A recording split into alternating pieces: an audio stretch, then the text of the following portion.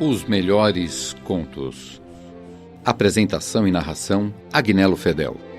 Edição: Paulo Henrique de Oliveira. Toda semana um novo conto e informações interessantes sobre seus autores.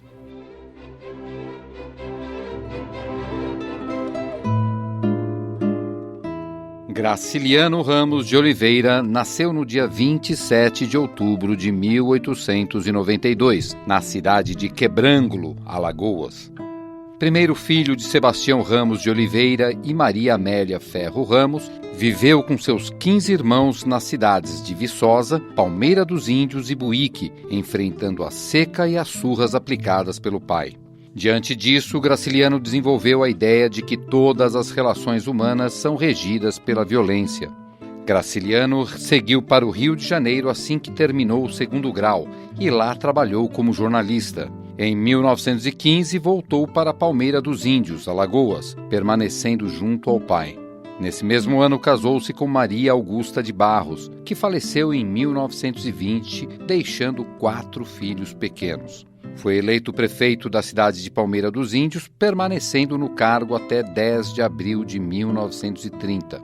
Partiu para Maceió, onde viveu até 1936 e casou-se com Heloísa Medeiros, trabalhando como diretor da imprensa oficial.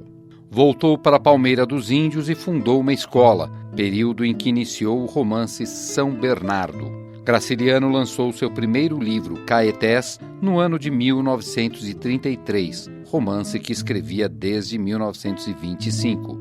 Em 1934, publicou São Bernardo. Neste mesmo ano, seu pai falece. No ano de 1936, o país vivia a ditadura de Getúlio Vargas e do coronel Filinto Miller. E em março desse mesmo ano, Graciliano foi preso, enviado a Recife e posteriormente ao Rio de Janeiro, sob a acusação, não formalizada, de ter conspirado no mal-sucedido levante comunista de novembro de 1935. Em janeiro de 1937, foi libertado. As experiências vividas na cadeia foram repassadas na obra Memórias do Cárcere, publicada póstumamente em 1953. Nesse mesmo ano, recebeu o Prêmio Literatura Infantil do Ministério da Educação com a obra A Terra dos Meninos Pelados. Seu famoso romance Vidas Secas foi publicado em 1938, romance do qual retiramos o conto desta semana. Lançou Dois Dedos em Infância, livro de memórias, em 1945, ano no qual se filiou ao Partido Comunista. No ano de 1952, viajou com sua esposa Heloísa para a Tchecoslováquia, Rússia, França e Portugal. Ao retornar, nesse mesmo ano, decidiu ir a Buenos Aires cuidar de sua saúde e submeter-se a tratamento de pulmão. Em janeiro de 1953, foi internado e faleceu no dia 20 de março, vítima de câncer de pulmão. De Graciliano Ramos, Baleia. A cachorra-baleia estava para morrer. Tinha emagrecido, o pelo caíra-lhe em vários pontos. As costelas avultavam num fundo róseo, onde manchas escuras supuravam e sangravam, cobertas de moscas. As chagas da boca e a inchação dos beiços dificultavam-lhe a comida e a bebida. Por isso, Fabiano imaginara que ela estivesse com um princípio de hidrofobia e amarrara-lhe no pescoço um rosário de sabugos de milho queimados. Mas Baleia, sempre de mal a pior, roçava-se nas estacas do curral ou metia-se no mato, impaciente, enxotava os mosquitos sacudindo as orelhas murchas, agitando a cauda pelada e curta, grossa na base, cheia de moscas, semelhante a uma cauda de cascavel. Então Fabiano resolveu matá-la. Foi buscar a espingarda de pederneira, lixou-a, limpou-a com saca-trapo e fez tenção de carregá-la bem para a cachorra não sofrer muito. Sinhá Vitória fechou-se na camarinha, rebocando os meninos assustados, que adivinhavam desgraça e não se cansavam de repetir a mesma pergunta. Vão bulir com a baleia? Vão! Tinham visto o chumbeiro e o polvarinho. Os modos de Fabiano afligiam-nos, davam-lhes a suspeita de que Baleia corria perigo. Ela era como uma pessoa da família. Brincavam juntos os três, para bem dizer, não se diferenciavam. Rebolavam na areia do rio e no estrume fofo que ia subindo ameaçava cobrir o chiqueiro das cabras. Quiseram mexer na taramela e abrir a porta, mas Sinhá Vitória levou-os para a cama de varas. Deitou-os e esforçou-se por tapar-lhe os ouvidos. Prendeu a cabeça do mais velho entre as coxas e espalmou as mãos nas orelhas do segundo. Como os pequenos resistissem, aperreou-se e tratou de subjugá-los, resmungando com energia. Ela também tinha o coração pesado, mas resignava-se. Naturalmente, a decisão de Fabiano era necessária e justa. Pobre da baleia. Escutou, ouviu o rumor do chumbo que se derramava no cano da arma, as pancadas surdas da vareta na bucha. Suspirou. Coitadinha da baleia. Os meninos começaram a gritar e a espernear. E como Sinhá Vitória tinha relaxado os músculos, deixou escapar o mais taludo e soltou uma praga. Capeta excomungado! Na luta que travou para segurar de novo o filho rebelde, zangou-se de verdade. Safadinho!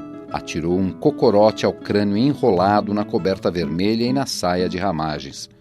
Pouco a pouco a cólera diminuiu, e Sinhá Vitória, embalando as crianças, enjoou-se da cadela achacada. Gargarejou muxoxos e nomes feios. Bicho nojento! Babão! Inconveniência deixar o cachorro doido solto em casa. Mas compreendia que estava sendo severa demais. Achava difícil Baleia endoidecer e lamentava que o marido não houvesse esperado mais um dia para ver se realmente a execução era indispensável. Nesse momento, Fabiano andava no copiar, batendo castanholas com os dedos. Sinhá Vitória encolheu o pescoço e tentou encostar os ombros às orelhas. Como isso era impossível, levantou um pedaço da cabeça. Fabiano percorreu o alpendre olhando as barunas e as porteiras, assolando um cão invisível contra animais invisíveis. Eco! Eco! Em seguida entrou na sala, atravessou o corredor e chegou à janela baixa da cozinha. Examinou o terreiro, viu Baleia coçando-se a esfregar as peladuras no pé do turco e levou a espingarda ao rosto. A cachorra espiou o dono desconfiada, enroscou-se no tronco e foi se desviando, até ficar do outro lado da árvore, agachada e arisca, mostrando apenas as pupilas negras. Aborrecido com esta manobra, Fabiano saltou a janela, esgueirou-se ao longo da cerca do curral, deteve-se no mourão do canto e levou de novo a arma ao rosto. Como o animal estivesse de frente e não apresentasse bom alvo, adiantou-se mais alguns passos. Ao chegar às catingueiras, modificou a pontaria e puxou o gatilho. A carga alcançou os quartos de Baleia, que se pôs a latir desesperadamente. Ouvindo o tiro e os latidos, Sinhá Vitória pegou-se à Virgem Maria e os meninos rolaram na caca chorando alto. Fabiano recolheu-se e Baleia fugiu precipitada. Rodeou o barreiro, entrou no quintalzinho da esquerda, passou rente aos craveiros e às panelas de losna, meteu-se por um buraco da cerca e ganhou o pátio, correndo em 3 pés. Dirigiu-se ao copiar, mas temeu encontrar Fabiano e afastou-se para o chiqueiro das cabras. Demorou-se aí por um instante, meio desorientada. Saiu depois sem destino aos pulos. Defronte do carro de bois, faltou-lhe a perna traseira e, perdendo muito sangue, andou como gente em 2 pés, arrastando com dificuldade a parte posterior do corpo. Quis recuar e esconder-se debaixo do carro, mas teve medo da roda. Encaminhou-se aos juazeiros. Sobre a raiz de um deles havia uma barroca macia e funda. Gostava de espojar-se ali. Cobria-se de poeira, evitava as moscas e os mosquitos, e quando se levantava tinha as folhas e gravetos colados às feridas. Era um bicho diferente dos outros. Caiu antes de alcançar essa cova arredada. Tentou erguer-se, endireitou a cabeça e estirou as pernas dianteiras, mas o resto do corpo ficou deitado de banda. Nessa posição torcida, mexeu-se a custo, ralando as patas, cravando as unhas no chão, agarrando-se nos seixos miúdos. Afinal, esmoreceu e aquietou-se junto às pedras onde os meninos jogavam cobras mortas. Uma sede horrível queimava-lhe a garganta. Procurou ver as pernas e não as distinguiu. Um nevoeiro impedia-lhe a visão. Pôs-se a latir e desejou morder Fabiano. realmente não latia. Uivava baixinho e os uivos iam diminuindo, tornavam-se quase imperceptíveis. Como o sol a escandeasse, conseguiu adiantar-se umas polegadas e escondeu-se numa nesga de sombra que ladeava a pedra. Olhou-se de novo aflita. Que lhe estaria acontecendo? O nevoeiro engrossava e aproximava-se. Sentiu o cheiro bom dos preás que desciam do morro, mas o cheiro vinha fraco e havia nele partículas de outros viventes. Parecia que o morro se tinha distanciado muito.